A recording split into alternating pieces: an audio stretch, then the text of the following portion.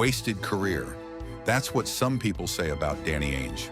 But once you understand who he was on the court and what he built off it, you'll realize just how wrong that is. Danny Ainge was the player everyone loved to hate. If he wasn't on your team, you wanted him gone.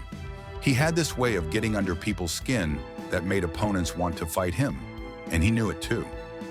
Back in 1988, Ainge said something that shows he understood exactly what he was doing. He said, "I'm not trying to start any fights. There's not a guy in the league that I could beat up in a fight. But here's the thing, he kept doing it anyway. He kept pushing buttons and making people mad. This wasn't random. Ainge was smart about it. He used his mouth as a weapon. He would call for fouls constantly. When he didn't get the calls, he would complain loud enough for everyone to hear. He even called himself a whiner, but he never stopped doing it. The fights that made him famous started early in his career. In 1983, during a playoff game, Ainge got into it with Tree Rollins from the Atlanta Hawks. Rollins was 7 feet tall, and they called him the Intimidator. Ainge called him a sissy. Big mistake. Rollins elbowed Ainge right in the face, but Ainge didn't back down. He tackled the giant to the ground. They started wrestling right there on the court. Then Rollins did something crazy. He bit Ainge's middle finger so hard it needed stitches. The crowd went wild. Fans started making signs that said, "If you can't beat him, eat him." Ainge got thrown out of the game. Rollins didn't, but everyone remembered what happened. And that's exactly what Ainge wanted. 2 years later, Byron Scott from the Lakers threw a forearm at the back of Ainge's head. Another near brawl. The photographers caught it all. Ainge looked ready to fight anyone. In 1986, Sadal Threat from the Sixers got into it with Ainge. This time, Ainge took a solid punch to the chin. He staggered back but kept talking. He got fined $1,000. Threat got fined $2,000 and thrown out for throwing the punch. But the best fight came in 1994. Ainge was playing for Phoenix. Mario Ely from Houston made a shot and started taunting Ainge. So Ainge grabbed a basketball and threw it right at Ely's face. Perfect aim. The ball smacked him hard. Ainge got fined $5,000. He claimed it was an accident. He said he meant to throw it in Ely's direction, but not hit his head. His teammate Robert Horry later said that was a lie. Ainge told him he did it on purpose. This made sense because Ainge had played professional baseball for the Toronto Blue Jays before the NBA. He knew how to throw with accuracy. That basketball hit exactly where he wanted it to. Even Michael Jordan couldn't escape Ainge's mind games. In Game 4 of the 1993 NBA Finals, they got into a heated exchange. Jordan threw an elbow. Ainge called for a foul and started trash talking. This lit a fire under Jordan. He scored 55 points that night. Ainge wasn't afraid of anyone, not even the greatest player who ever lived. He would get in Jordan's face and make him angry. Most players would never dare do that, but Ainge thrived on it. You have to understand the era Ainge played in. The NBA in the 1980s and 1990s was violent. Players were allowed to be physical and nasty.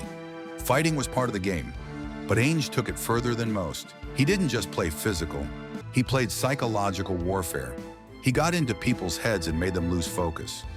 While they were thinking about him, he was thinking about winning. This same mindset carried over when Ainge became an executive. He joined the Boston Celtics front office and became known as a fleecer. He would find teams that were desperate to make a move. Then he would take them for everything they had. Other executives started to hate dealing with him. He insisted on winning every trade. He would negotiate until the other team gave up more than they wanted. Some people said this hurt his ability to make deals later, but that wasn't true. He kept making trades even in his final seasons. Ainge understood something important. General managers actually liked working with him because they knew he would get deals done. Even if he was tough to negotiate with, at least he would make a trade happen. His greatest trades left other teams crippled for years. The Kyrie Irving trade is a perfect example. He got a superstar, and the other team got almost nothing in return. Fans started calling him a genius instead of a villain. But Ainge's success came with controversy. His son Austin became a big part of his story. Austin played basketball at BYU and was good enough to be team captain twice. After college, he became a coach. Here's where it gets complicated. Every job Austin ever had was connected to his father. His first coaching job was under Roger Reed, a family friend who had coached with Danny. Then Austin became head coach of the Maine Red Claws, which was the Celtics minor league team. Danny was running the Celtics at the time. Austin spent 14 years working for the Celtics. He started as a scout and worked his way up to assistant general manager. The whole time, his father was his boss. People started calling it nepotism. Then in 2025, Austin got hired as president of basketball operations for the Utah Jazz. The problem? Danny Ainge is the CEO of the Jazz. Father and son working together again at the top of the same organization. Jazz owner Ryan Smith made a weird decision. He hired Austin without telling Danny first. Even though Danny was the CEO and Smith's close friend, Smith said he was nervous about Danny's reaction. When Danny found out, he said it was brilliant and called Austin a star. But people still think Austin only got the job because of his dad. This isn't completely fair. Austin stayed with the Celtics for 4 years after Danny left for Utah. Brad Stevens kept him around because he was good at his job. Austin also helped the Celtics win the 2024 championship.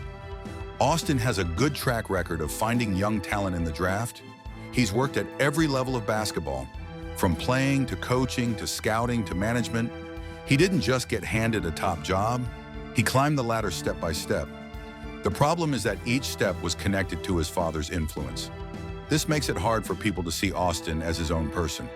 Even when he proves himself, the nepotism accusations follow him. Danny's career hit another controversy in 2021. Kyrie Irving said there was subtle racism in Boston.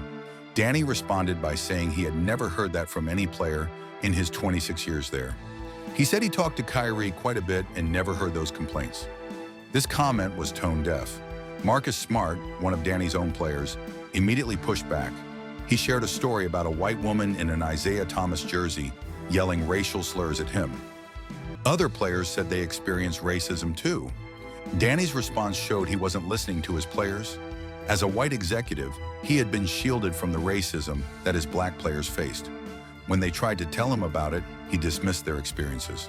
The backlash was intense. Shortly after this controversy, Danny left Boston and ended up in Utah. Some people think this incident played a role in his departure. Now Danny is 66 years old and still working as CEO of the Jazz. He's not slowing down. He's not done making deals. His whole life has been one long fight, both on and off the court. People criticize him for being too aggressive. They say he's helped create a nepotism problem in the NBA.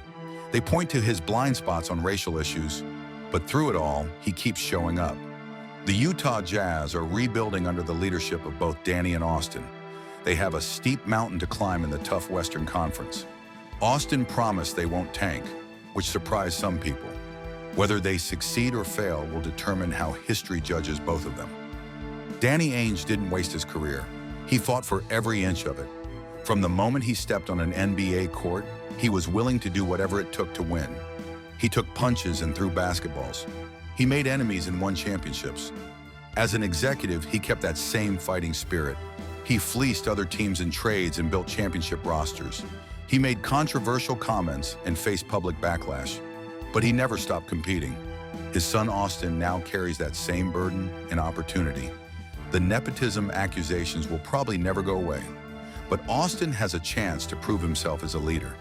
Whether he succeeds or fails, he's doing it in the shadow of one of the most aggressive competitors the NBA has ever seen. Players hated playing against him. Executives hated trading with him. Critics hated his comments. But he won games and championships. He built successful teams and made smart deals. That's a career spent fighting for every advantage possible. And at 66 years old, Danny Ainge is still fighting.